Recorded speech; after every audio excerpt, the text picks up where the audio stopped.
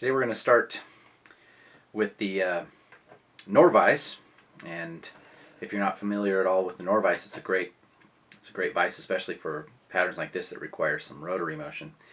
So we'll start off with some 025 lead-free wire. Now I've got about 7 or 8 wraps on there, and one of the reasons I do this is so that I can shove this up in its centers and locks the bead in place, like that. I usually like to start my thread right behind the lead, again to lock it in place.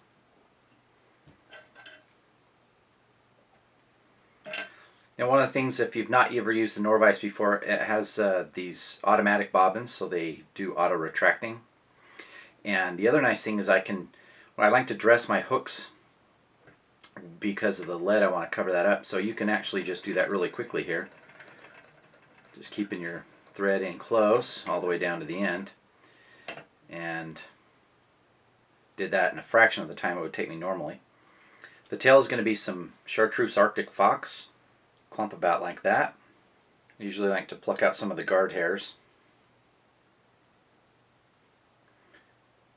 and I want it about body length, maybe a little longer.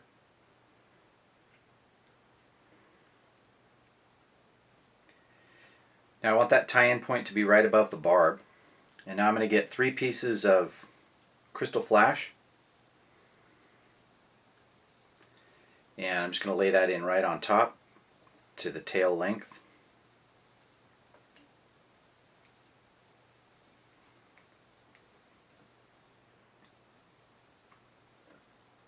And then we can cover this up.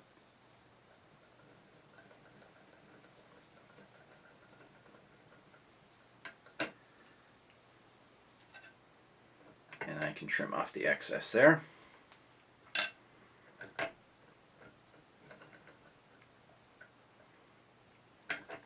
Back down to the tie-in point. Now I'm going to go ahead and grab my wire. This is UTC Ultra wire, small chartreuse, and I'll tie it in right here at the back.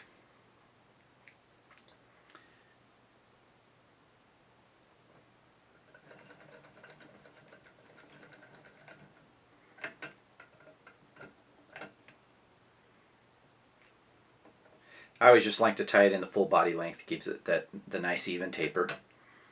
And because this is a bugger, the body being built up is actually great. Now I'm not going to go right up to the bead. No, remember, it's already jammed in there with the lead, but I need some room to tie in my hackle and tie the fly off, so I don't want to crowd this. So the chenille I'm going to use is a New Age chenille. It's a lime color.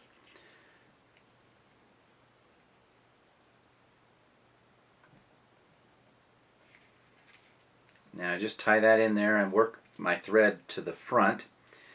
And one of the things that you'll learn to do with the Norvise is tie your half hitches, because then what we'll do is we pull this over to the bobbin rest, and that's what allows me to rotate any of the materials I have on here without the material coming unwound on that thread. And notice you can just go right up here really fast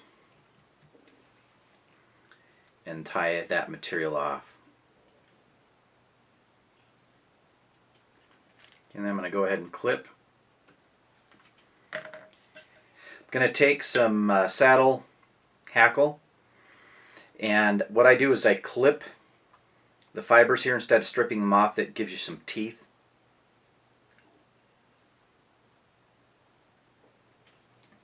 Alright, now I throw in the half hitch.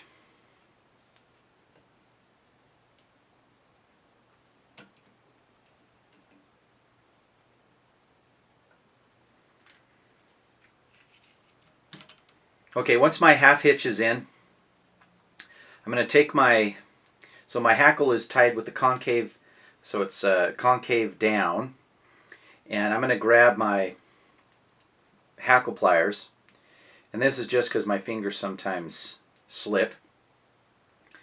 But what we'll do is we'll take the collar and make about a wrap and a half, and then just really quickly down the length of the body, like any woolly bugger. Very quick with that method. And then we take the wire and do crossover with that hackle stem right there at the end. Keep it tight. And let go of the hackle. Now I'm just going to do back up with this wire. And again, grab that bobbin.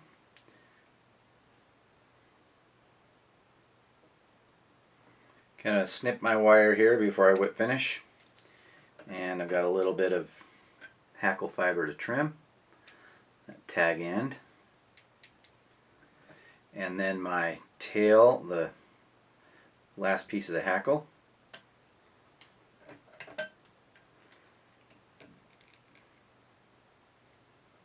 Just make sure that's clean, and I'm going to go ahead and whip finish.